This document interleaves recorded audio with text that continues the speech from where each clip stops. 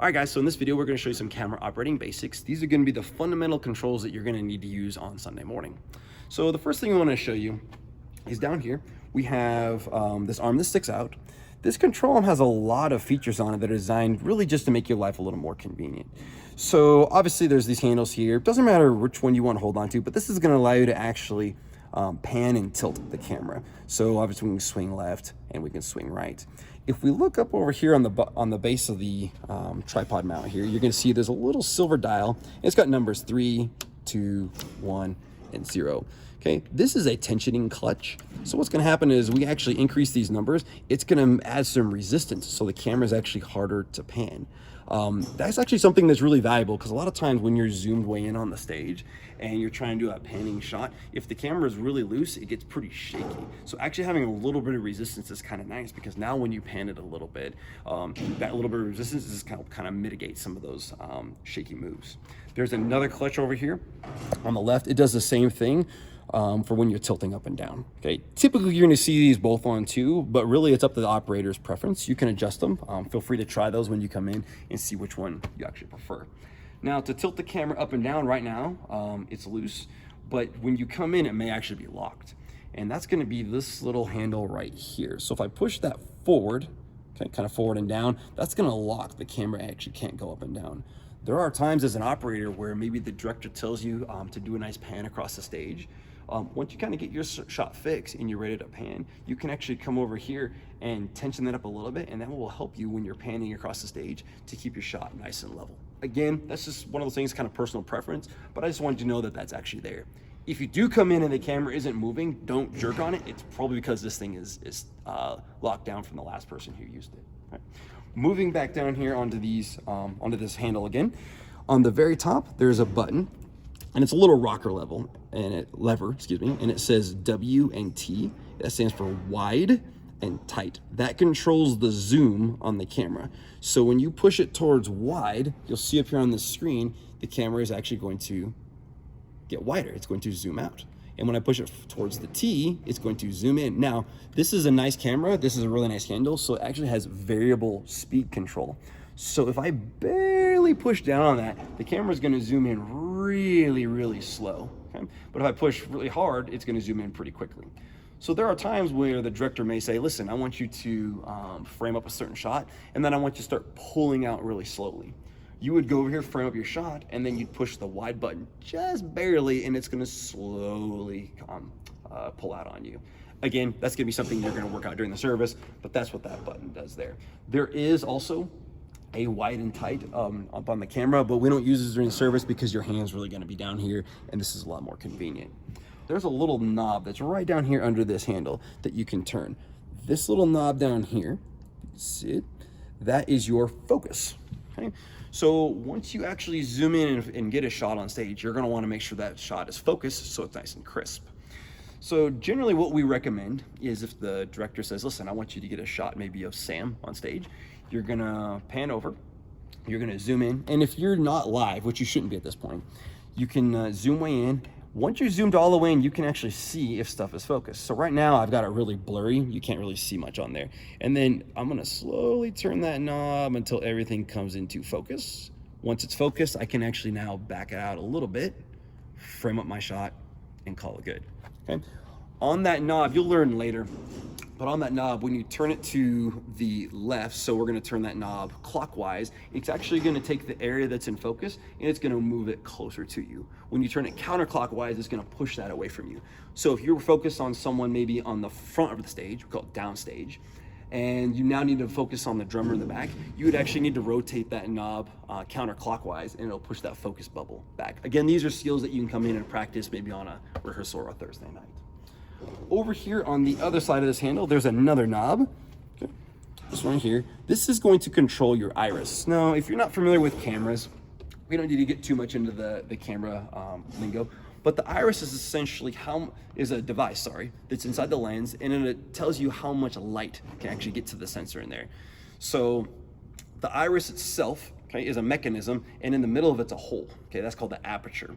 And as you open that iris up, just like your eye is going to let more light in, as you close that thing down, it's going to let less light in. That's something that we have to control in this camera, is to control exposure. Okay, exposure is just how bright the image is. We don't want to overexpose it because it's going to blow it out. Everything will be white and washed out. You can't really see anything. We don't want to underexpose it because everything will be too dark and you won't be able to see it either. So that's something on Sunday morning we'll need to adjust, is our iris to actually get proper exposure. To tell if it's exposed properly, over here on the left side of the camera, there's going to be a button that says zebra right there. And you push that button, and on the screen, it's going to turn on what's called zebra stripes. And I don't know if you can see it very well on there. I'm going to push it. When I push that, you can see it puts these little stripes on there. Any place on there that has stripes, that is currently overexposed. So what I'm going to do is take this iris, and I'm going to, since it's too bright, I'm going to make the iris smaller. And there's a little number down there that says F, and it says F4. The higher that number, the smaller the iris, which means the darker the image is going to be. So I'm going to take this iris and I'm going to crank it up until all of our zebra stripes are gone. So I got to about an F6. Now that is properly exposed right there.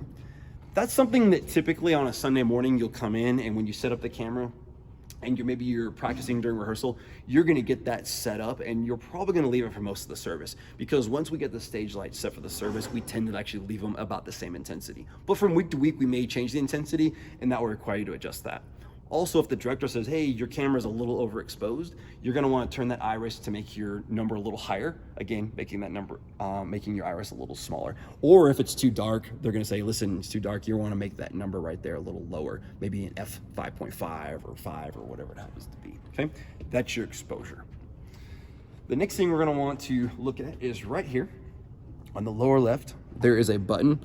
Right now it says slot select, but it's actually a programmable button. We can make it do a lot of things.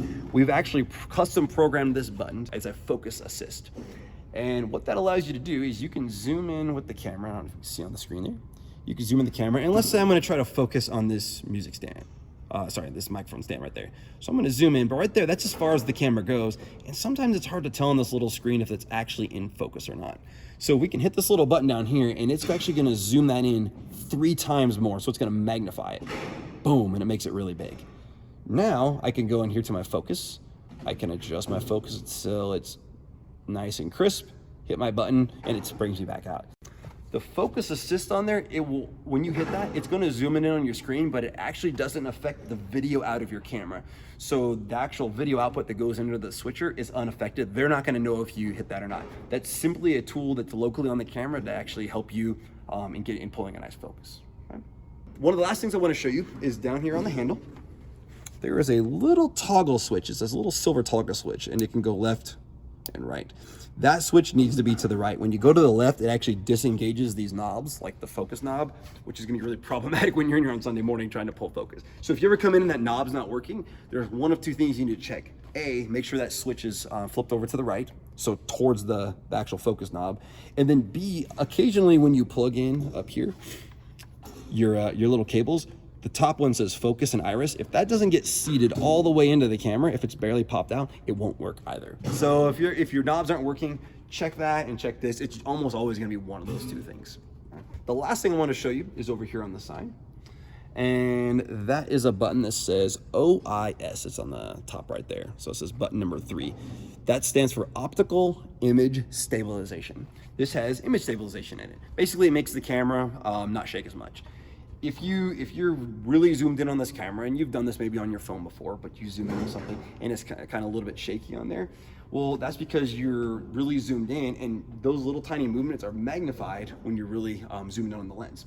So what this does, it actually has some motors in there, and when the camera shakes, it has a gyro on the inside, gyroscopic mechanism that actually moves the lenses the opposite way, and it tries to mitigate some of that shake. You want to make sure that that's on all the time, okay? Especially in here when we're zoomed in on stage, little tiny just movements down here, just moving your hand around, cause big movements.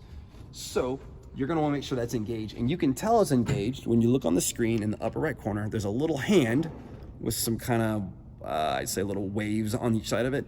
That's indicating that that is in fact turned on. So if you're ever in here and the camera's a little shaky, make sure that you see that hand. If you don't, just push your little OIS button and that will turn on the screen for you and you'll be good to go.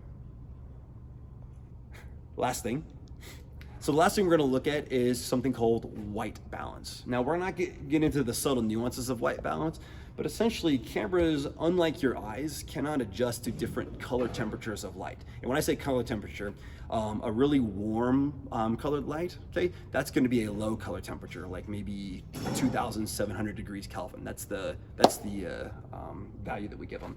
As you go more towards white light, okay, maybe bright daylight, that's going to be a higher color temperature, like 5,000 or 6,000 Kelvin. Your eyes can automatically adjust to that, no problem. Cameras don't. So on your camera here, there on the bottom of the display, it's going to show you a number. It's going to say, this one says 4,200 Kelvin. That means this is white balance to a light bulb, in this case our Sage lights, that are 4,200 degrees Kelvin.